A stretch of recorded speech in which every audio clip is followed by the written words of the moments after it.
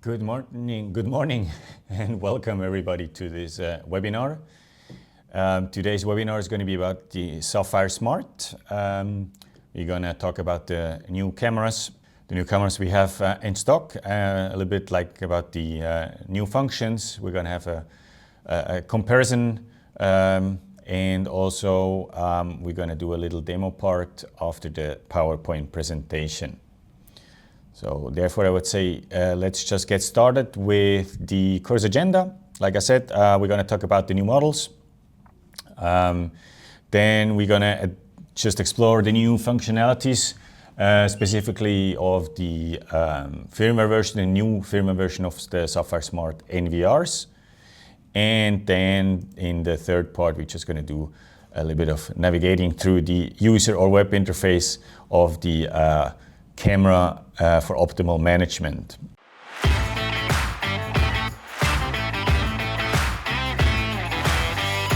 First up, what I want to do here is just to give a short overview of the series, of the three different series Safire Smart has to offer, just to help you to find the perfect camera for the installation. So what you can see here is we have three series, which is going to be the B series, the E series, and the I series.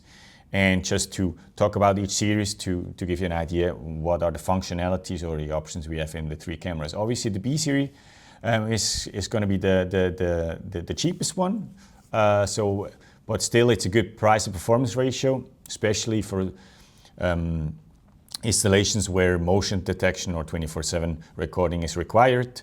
No AI, but still a pretty good camera, like it says, good price performance ratio. Those cameras come in 2, 4, and 6 megapixel resolution with IP67 and IK10. So depending on which model, there's also there are vandal secure. And the cameras, as we can see here, for example, the black camera is going to be a B series. They also come out with dual light, which means IR, but also with the white LED. So also in the B series now the DL is integrated for dual light. Then next up is going to be the middle series, is the E series, already with AI. So by target classification, as it says here in the slide as well, with detection of people and vehicles. So you can define between, or you can identify if it's a people or if it's people or vehicles. There are E series night color cameras. We're going to go a little bit more into that night color part later on, but just beforehand, the new night color with the AI ISP. Then what we have the warm lighting, we have the Smart IR 2.0 for ideal lighting with the IR. We have a starlight sensor also, or in the E series, we have an SD card slot. And also what I point out here is the peer-to-peer. So none of the B series have peer-to-peer, but from the E series to the I series, there are a couple of cameras with the peer-to-peer option. We're going to go into that later on as well. The E series models come with 2, 4, 6, and 8 megapixel resolution. Then obviously in bullet, turret, dome, depending on what the installation needs are or requirements are. Those are the models that we have to offer. And we have here again with the IP67 and the IK10 depending on the model. So this is going to be the E series with already some AI integrated. And then the higher end is going to be the AI series. So it's basically advanced AI with morphology-based classification, right? So what is that? So this method basically analyzes the shape and structure of objects to identify them, right? So the technique is used to distinguish between different objects such as people, vehicles, and animals, so that you're going to have less false alarms. And if you're going to set up an event, you basically can set up the event way more specific, right? So that you not have a motion detection with just a leaf moving and you're going to get constantly alarms, right? So the I series comes with several AI events, which is going to be the video metadata, especially for analytics. So what you can do there is just do a lot of searching through the attributes. We have target counting by line or intrusion, which could be interesting, for example, for an entrance of a shopping mall or just a small shop, office, etc. We have face detection and comparison in the I-series as well. And then we have light and siren. So to define the two different options of dual light, which is going to be the ending of the camera is going to be DL. And if you want to have light and siren as a trigger option, there you're going to have to look for a camera which is ending in SL, so light and sound or light and siren. Okay, so this is integrated in the I-series as well. Obviously, SD card slot, and then we have recognition of persons or people, vehicle and non-motor vehicles. So this is basically here what I said before with the morphology-based classification. Starlight sensor, as in the E series as well, and like all three series, depending again on the model IP67, 76 or the other way around, and IK10. What I want to point out here specifically is that you can have several events combined. This is just going to be for the I series. So what you can have, basically, you can have one of the AI events, which is shown here at top, which is going to be line crossing, intrusion, etc. Target counting can be combined with one of the lower AI modes. So you can have video metadata or face recognition detection activated plus one of those events at top. So let's say, for example, you have an entrance of a shop. You can have a line crossing and you can have a face detection or a video metadata enabled at once. So those options we have in the I-series. Then we're going to go a little bit more into the newer models. First up, which is going to be a really interesting part, is going to be the night color cameras. The night color X series, which you might already be familiar with. So what we have added to this newer cameras are the AI ISP. So what is this? Or how is this basically possible? Let's go first into that. How is it possible to have a night color camera which is giving you, so what is the purpose of a night color camera? First of all, is you want to have want to have color image 24/7 with no additional lighting like an LED, etc., or IR, which is going to give you then just a black and white image. So we want to have 24/7 color image. Here, three main points. It's going to be a larger aperture, so like the exactly. Then we have a larger sensor, which is going to then just basically optimize your image. And then we have an AI ISP, right, with artificial intelligence, so AI ISP. What is this specifically, or this is the new integration of the new night color cameras? This is an image signal processor, which older cameras also had, but now with AI integrated. So this is basically just super essential for IP cameras and night color cameras, because the ISP is basically processing the raw image capture and the raw image which is captured by the camera, and the sensor converts it into high quality usable images. And now if you add the AI to it, what is the AI doing to it? It basically combines the artificial intelligence with the traditional ISP, so to just improve significantly the image and video quality by, for example, just noise reduction. It's going to have a dynamic range expansion. The image is going to be sharper, so image sharpening there, and obviously here really important for the night color cameras, it's going to give us a color optimization there, right? We're also going to see in the next slide, or even on that slide, we're going to have just a comparison what this AI ISP signal, image signal processor can do. Here's the comparison. What we can see here, just a common smartphone is just going to give us a pretty dark image. As you can see, there's a little bit light coming in, but we do not have any idea what could be in this room and far away from any color. And here with the Safire Smart Night Pro, what we can see here is just a pretty colorful image. We can identify all the objects in the room, and also here another comparison with an other camera on the market.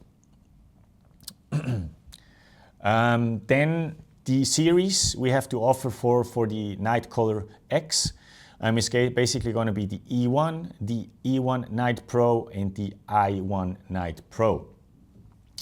What you can see here is just the two different types of sensors for the Night Pro and the Night.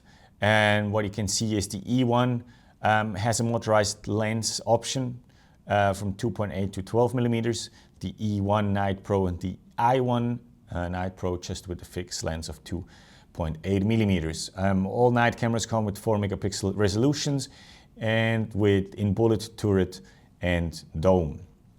And here the next part is going to be important. This is going to be the AI. So the E series, as we have seen before as well, is just human and vehicle classification, so the basic AI. And with the I1 series, we have the complete AI option with human, vehicle, and video metadata. So basically what we can do, because of the Night Color Image 24/7, we can basically do analytics through the camera or the NVR and search for attributes such as, for example, a human with black shirt, blue pants, glasses, etc. Just several attributes you can search because of the IA-ISP, the image signal processor. So this is just a rough overview of the Night Color cameras, but as you can see, the new models all come with this new signal processor.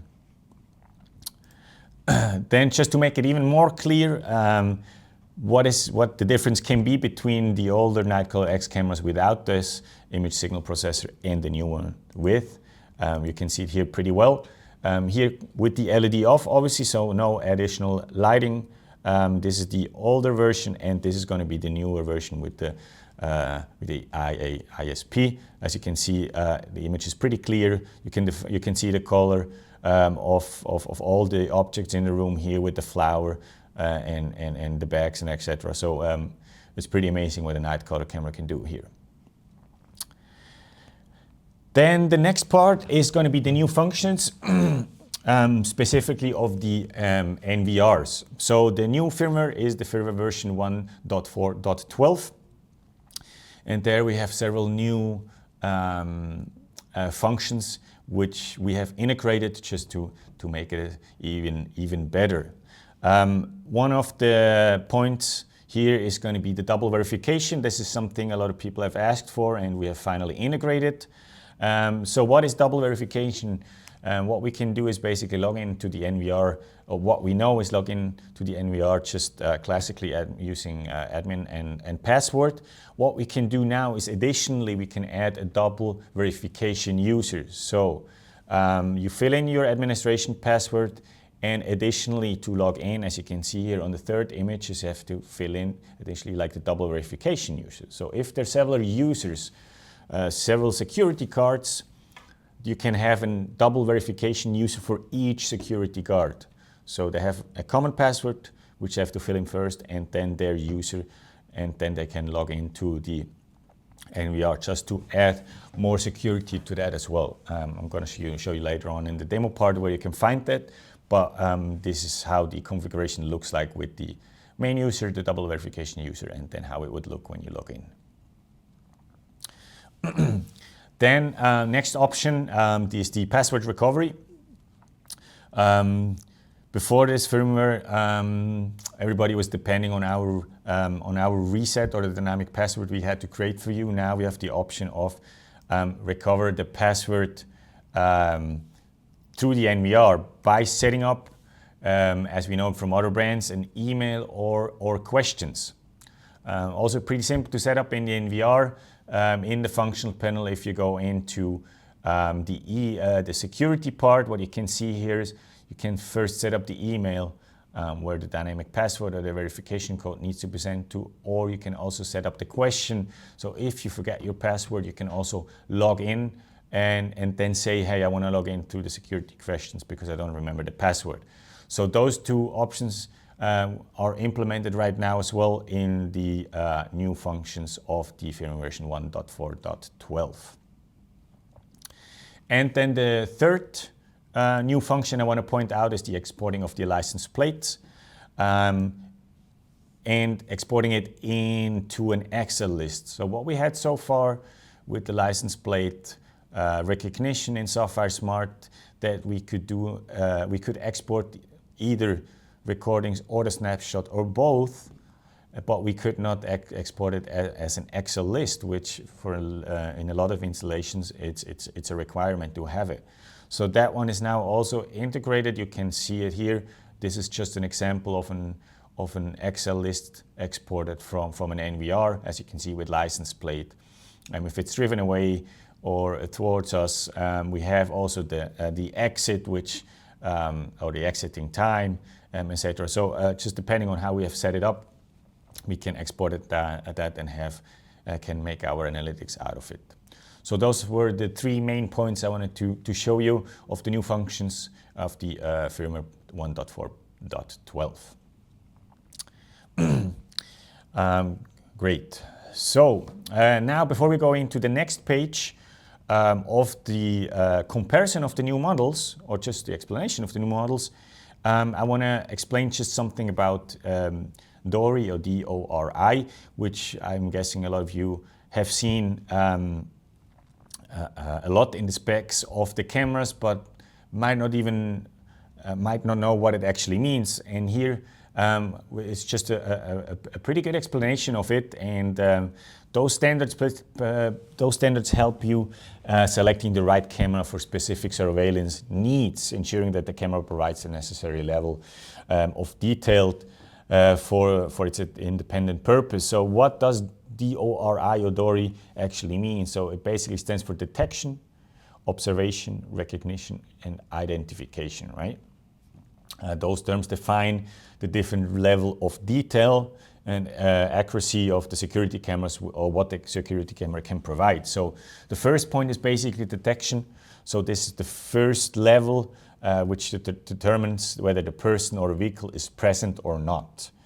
Therefore, that requires a density of 25 pixels per meter. So that one is measured in ppm, pixels per meter. So this is the first level.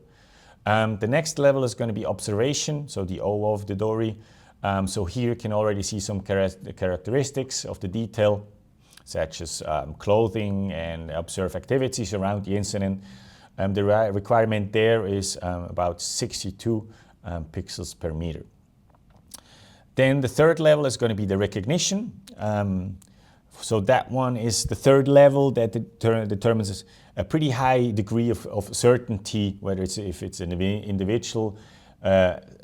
So it recognizes or identifies a recording from before and now, and it's just basically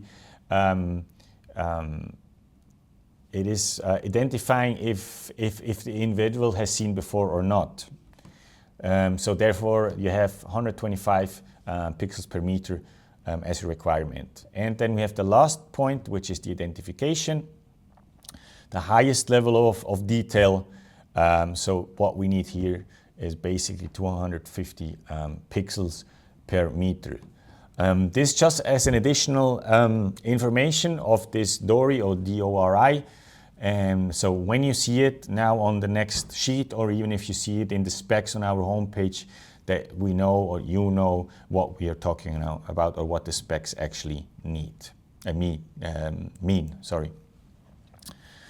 Great. So now I have just 3 sheets we're going to go through of the new cameras, and here also as a comparison. So I have them all listed up. Here the first one is going to be the thermal cameras. As you can see, we have 6 new thermal cameras in stock. All 5 cameras come with an optical sensor of 5 megapixel resolution, but here obviously an important part is also the thermal sensor resolution. As you can see here, just the different types of resolutions we have for the thermal sensor. Resolution, because the thermal sensor is all the same sensor. It's a vanadium oxide thermal sensor in all 6 cameras. As you can see also, the optical sensor is the same in all 6 cameras. And then the next part is going to be the thermal sensitivity, which most likely is one of the most important specs. So what we can see here, we have the value of 35 and 50 millikelvin showing up. I want to go a little bit more into detail and explain what this thermal sensitivity actually means. So the thermal sensitivity in thermal IP cameras is indicating by the NETD. So what does it mean? The noise equivalent temperature difference. This is measured in millikelvin, as you can see here, MK. And it indicates how well the camera can detect small temperature difference. So that means a lower NETD or millikelvin value is a higher sensitivity and gives you a better quality image. So basically what this means is a camera with 35 millikelvin can detect a very small temperature difference of 35 millikelvin, which would mean 0.035 degrees Celsius. So this is basically, this results in clear and more detailed thermal images, exactly, especially under difficult conditions as bad weather and darkness, etc. So as you can see here, those are the thermal sensitivity values for all the 6 cameras. Then we have the thermal measurement range. So that one goes from minus 20 degrees all the way to 150 degrees Celsius, plus minus 8 degrees Celsius. So in all 6 cameras, it's the same range. Then we have fire detection and temperature detection. So what we have here is basically we can see how well the fire detection works. So for example, in the first camera, it can detect and fire an object 2 meters all the way up to 276 meters. And for example, in the first camera, the temperature measurement, so it can detect a temperature change of an object 2 meters, also the same value of 276 meters. And here just the comparison of all 6 cameras. And then here also at the bottom, like the Dory for the thermal part, as you can see what we've just talked about, those 4 indicators are just here now, just listed up for all 6 cameras. Great, then we're going to go into the night color camera. The 6 cameras I've listed up here, the new cameras we have in catalog. As you can see, especially the first part is going to be important. All new cameras have now the AI image signal processor integrated. Then the image sensor, as you can see in the second line of all the 6 cameras. As I mentioned before, the cameras, all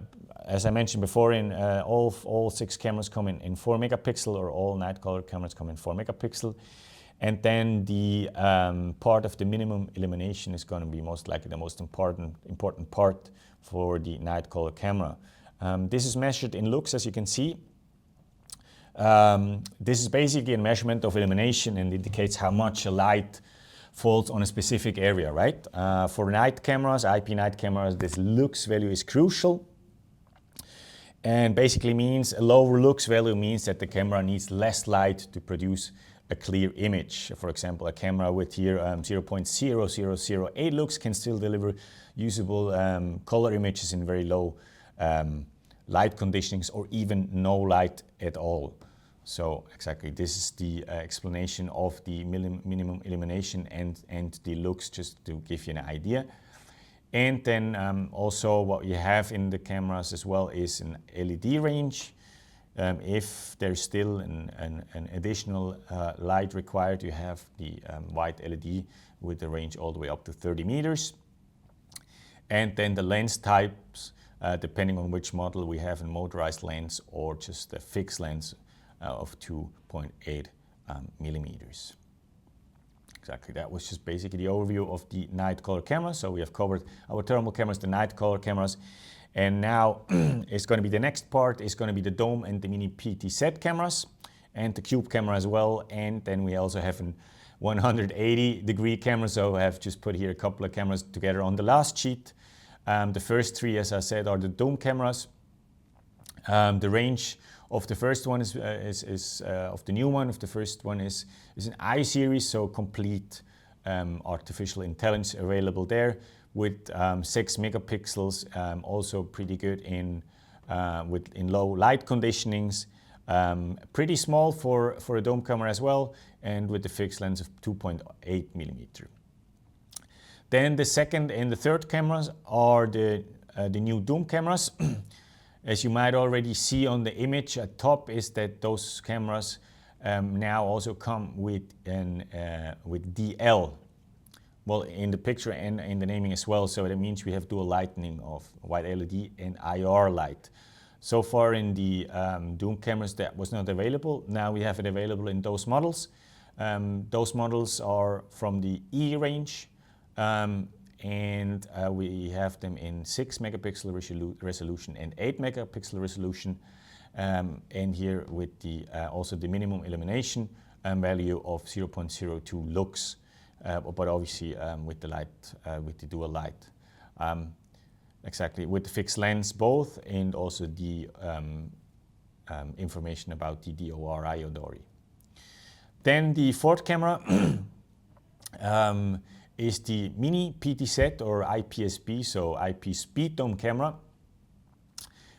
This is an series I1, sorry, artificial intelligence, so complete artificial intelligence there. 8 megapixel.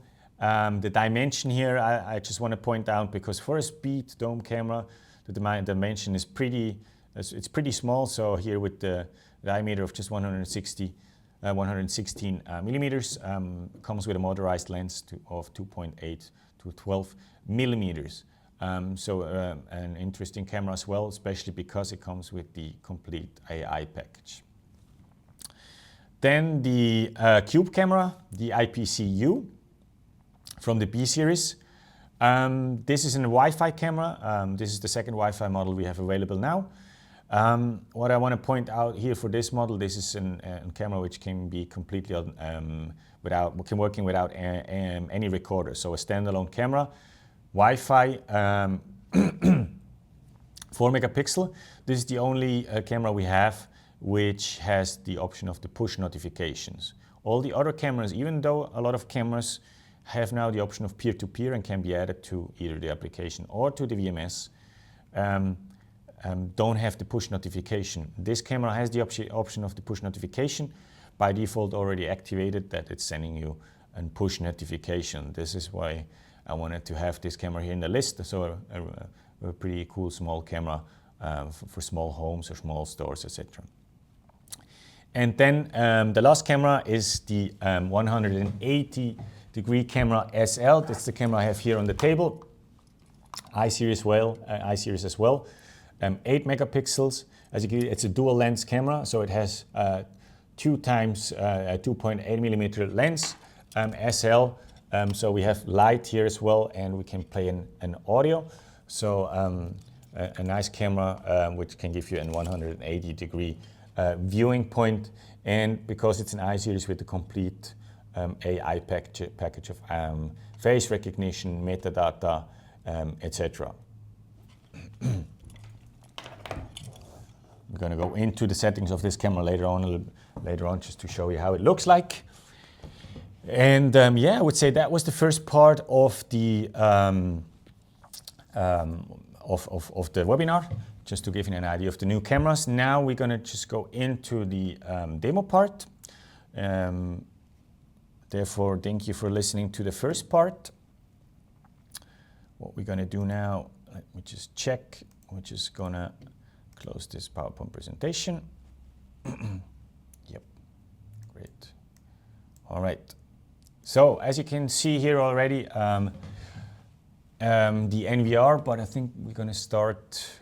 Yeah, we're going to do it a different way. What we're going to do now is we're going to go just a little bit to the basics, just to give you an overview. When you have not worked with Safire Smart yet, the software or the tools we have available means the IPC Manager tool plus the software, the VMS.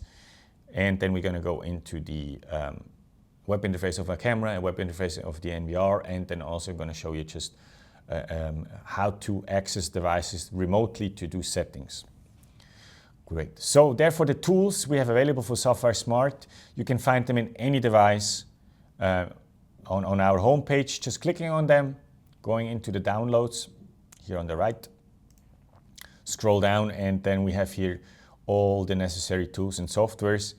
Here, important first up is going to be the IP Manager tool. This is going to be a tool specifically for cameras because it's called IPC Manager tool. So the NVRs cannot be modified, or the network settings, or you cannot activate an NVR through this tool. And then the Safire Smart VMS, the software. Just to give you a short overview of the IPC Manager tool, this is the tool and how it looks like. A pretty handy tool, especially if you have bigger installations and you have to activate and modify a lot of cameras, or even resetting a camera. We have talked about before of the new functions of the firmware 1.12, or that we can reset the NVR. Now the camera can be reset here through the tool itself. Here at the bottom right, what you can do, we can set the camera to factory reset by just clicking here on this reset button and selecting device. Obviously before we can reset the camera through this tool. What we can do, we can activate a camera. So if a camera comes fresh out of the box, we can activate it here through the tool.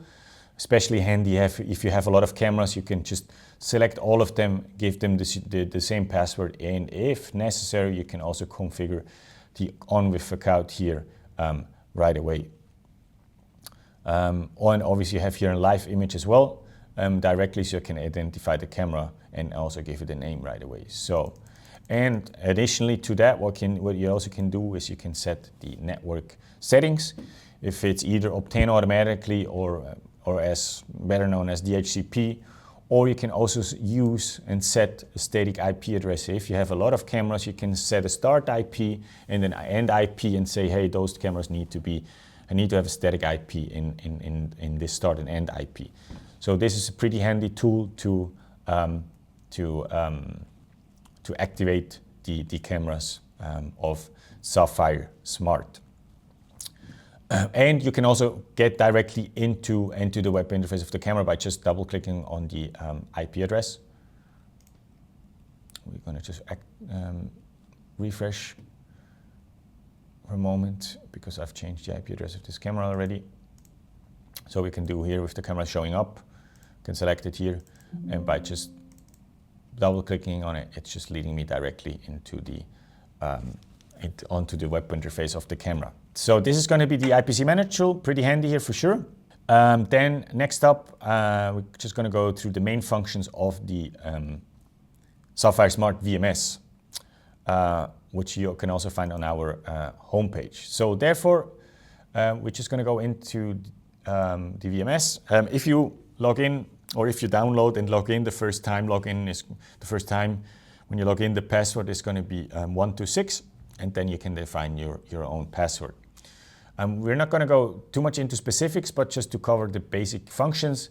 The basic functions, or the main functions obviously, or the interesting part is here how to add devices.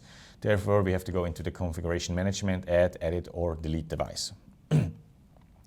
What you can see here is we already have the list of the encoding devices I have already added. And we have here 3 options how to add the devices.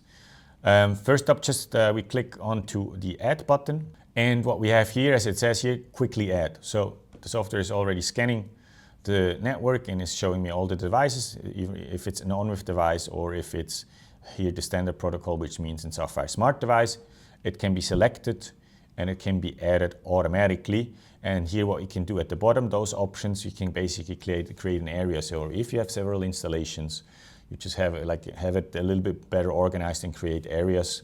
Here, for example, I have 2 areas. Let's say I have the area SAT, intercom, and then have a default area, just to have it a little bit better organized. So option 1, quickly add. What you can do as well, you can do a manual add locally. So if you know the IP address, you just fill in the IP address. You can choose if it's a standard Hikvision Tower on-with device. Therefore, accordingly to that, you have to fill in the port, username, and password. And again, at the bottom here, the option of selecting the area. And then what is really interesting here is you can also add the devices peer-to-peer or as it says here, through the serial number. So supports peer-to-peer 2.0. So what you have to fill in is basically just the serial number of the recorder, no protocol port needed, username and password, and then you have remote access through your VMS onto your NVR or camera if the camera has the function or option of peer-to-peer. As you can see here, I have here already a couple of devices added. If you go back to home at the top, we can go into live view or preview of the cameras I've added here. For example, I have my area SUT. I have here added my NVR and the cameras. For example, the 180 camera I'm showing here right away. I'm showing you guys here, as you can see, pretty nice image here. I could even here, obviously it's in the third scene because it's self-adaptive, but I could also here have a higher stream. Exactly, so this is going to be the live view. I can have more quadrants to have more cameras shown at once. Exactly, so we have added the camera. We have seen that we have the live view here as well. And the third point, what I just want to point out is you can also do a couple of device settings through the VMS. So again, here at the bottom, on the left side, we can select our device. If it's, for example, on our 180-degree camera, we can do the OSD settings. We can have some stream settings be done here through the camera. We can set up our motion detection. Line crossing can be set up. So we have here the option of just setting up a couple of events through the VMS.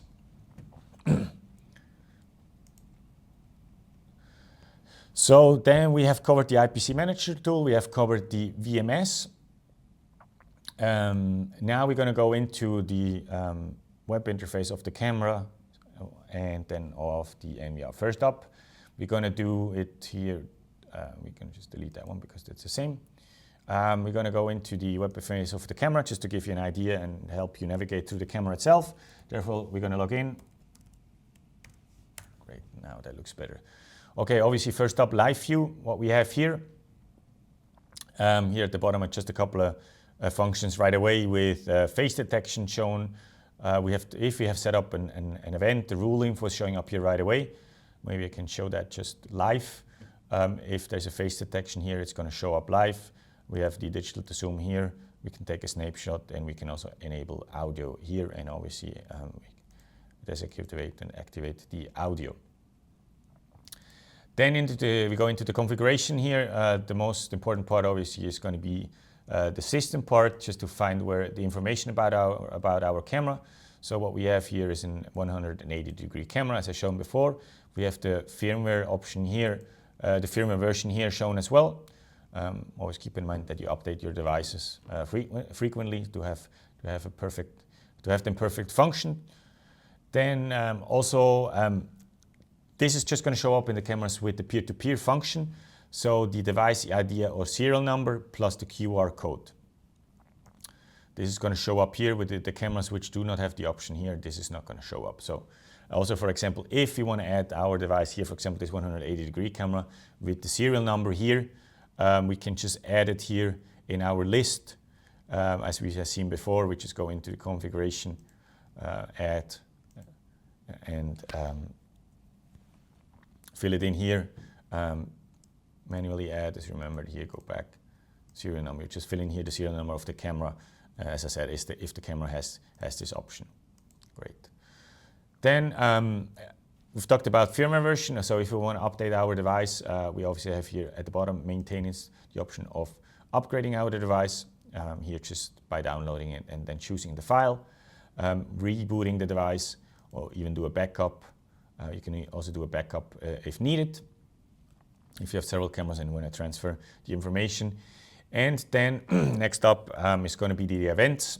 As we've seen, as we have talked about before, that's an I series. So a lot of options here. Here, for example, the face comparison, I can make it we can enable it with the trigger of audio.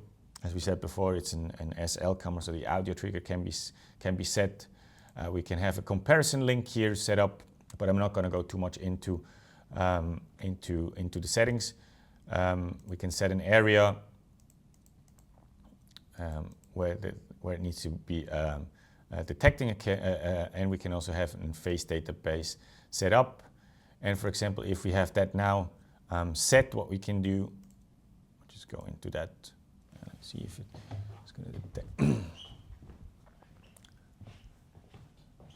So let me check if I've set it up the right way. Let's go back into configuration. Oh, I have not applied to it, most likely. Okay. Live. So as you can see here, face detection or recognition is just shown up. And it should show up on the right side, as you can see. So those are the functions of the I-series. And obviously we have data record, research, and statistics as well. If you use the camera as a standalone camera with an SD card in it, etc., and if you're not using an NVR. Great. So this is just a short overview of the web interface of the camera, specifically of the 180 camera. Now we're just going to go into the NVR to show you how to navigate through the NVR itself. Here as well, what we have the live view, plus we have a real-time monitoring of the events of the target detections we have set up. As you can see here, they're just showing up here. I have an LPR camera installed. I have also line crossing, and I also have video metadata set up, for example, in the entrance camera, which would be this set entrance camera. The entrance of our department. What I've set up is video metadata plus a line crossing. So what we can see here is we have the video metadata event showing up here right away. As you can see, video metadata with all the information, with the gender, the age, blue long trousers, and no backpack, etc. Upper clothing is a gray short sleeve. And then we also have a line crossing set up here as well. As you can see, face detection. Exactly, so several events can be combined here. Now we're just gonna check a little bit how to navigate through the NVR. Like I said here, live display with the real-time events showing up, and also obviously here, so you can have the live quadrant here. Then functional panel. The first point, what we're going to do here as well, is the basic settings, where we can see the information of our recorder and where to update it. First up here, we go into a functional panel, basic settings or general settings, and then information basics. What we have here is we have our device model, and if we click on about this machine, what we also have is the firmware version, which is always important. So here we have a launch date of, this one is from February 26th of 2025, and with the new version 1.4.12. Exactly. Updating, obviously, we have here the option in maintenance. We just click on upgrade, and here, after downloading the device from our homepage, we can browse it and upload it. So that's this information. Then what we have done, what we've talked about before, is the double verification, right? The new functions. This function you can find in account. So you just click on any, let's go for example in edit account. So first up, obviously what we have to do, we have to set a couple of, we have to set a main user. Here for example, like I'm the administrator. And also my colleague Ferdi, for example, has the administrator rights. And that what we have to do, we can go on to the double verification. So I have, just to test it out, I have another user, myself here, double verification user. So we can add that here just by adding here, or just going to show you how it looks like here by the one I've added. So I can create another user for the double verification, would be me with the password I've set up, and I can say that one is corresponding to which main user, so main administrator. It's not necessary to have two here, but you can have it. So basically you have me and the administrator here. Exactly. So if I have to log in and if it's enabled, I then have to just double log in with each password I've set up, the one for the main administration and then for the double verification user.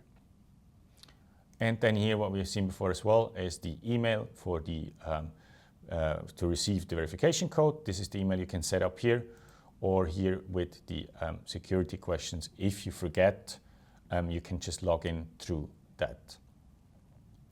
To show you how it looks like, is when we log out, and let's say we do not remember the password, obviously we can click here on forget password. Then we have the privacy statements, we have to agree. We can also view the privacy statements if you would like to. We click on OK. And here basically it's just please enter the complete email address we have already set up. And then we're going to get the verification code to this email. We'll fill it in. And then we can log in and set a new password of the NVR. Because I do know the password. So yeah, basic information we have covered. We have seen how we can do the double verification. We can see how we can set up the password recovery. Now another part I want to show you is the network settings, specifically where you find the information of serial number and the QR code, how to add it to your application. Therefore, we're just going to go into the network. We see TCP/IP. And then in the part of NUT here on the left side, we get into the NUT settings. So what you can see here right away is the QR code you can scan to add your device. Plus, you find here the serial number at the bottom. Exactly, and you can also see if the NAT status is successful or not. If that one is not successful, you're not going to be able to add the device peer-to-peer. So this option you find here. So if you want to add your device to the VMS, again, like before, the camera, it's the same. Just fill in the serial number, admin password, and you can add it to the VMS. And then now just to round it up, because we have another option, we can access our devices remotely through application, VMS, but also because of the limited options through the VMS, just for the configuration of the events, we can also log into the through the AutoNut platform. So therefore, what we can do is we just go into AutoNut. This is the platform how to access remotely an NVR. And what we have to do, we fill in the password, the serial number. Let's see if I still have it in here. Yes. I say admin, and I fill in the password. So what is going on with this here? It's leading us directly onto the web interface of the NVR, peer-to-peer. And it's, as I said before, in the VMS, we have limited the options of setting up our events. But through the AutoNut platform, it's basically leading us to the same web interface as we would have it locally. As you can see, we are already locally on it. And we have all the options, functional panel, etc. We can do intelligent analytics, right? Can search for an event. And we can do the same, let's say, for example, you could say face detection. Right? Here, that was me for the test. We have a face detection here. And what we can do is basically we can do the same through here, through the AutoNut platform as well. So for remote settings, this is definitely a good option. You can do also your updates, etc. So this AutoNut platform works actually pretty good, and actually can be just accessed through through serial number, admin, and password. What I want to point out here is functional panel, because this is also a new function. We go into the users as well. Also for security reasons, what we have here, if we go into one of the administrators, we have here an option of remote access without verification code, right? So depending on the user, that one, oh, that's an admin here as well. So I've logged in with the admin here. The remote access without verification code is for the access through the AutoNut platform. So if this one is not enabled, it's going to send you a verification code to your application just for security reasons. So you basically log in, which is, we can actually showcase it just to add others another security level to the remote login. Okay, now it's out. So what we can do here now, see I'm logged out. So if you want to access through AutoNut and you're not able this remote, this option in the user, it's going to send you a verification code through your application, just for extra security reason. Okay, this is when you do it live, right? But actually what it's going to do, it's going to give you the opportunity to do the double verification through your application as well, if the DNVR is added to an application. Most likely the case is now that I have not added it to any account on the application, but if it would be added to an application, it would give you a verification code in the application. You can introduce this code into the AutoNut platform before it leads you to the web interface of the DNVR, just to add another security level to it. Okay, so I would say that was it from my side. I think we've covered pretty much everything. I hope I could give you an idea of the new models we have available, and also to give you an idea of how to properly use the tools and softwares Safire Smart has to offer, and also how to navigate through camera and NVR interfaces.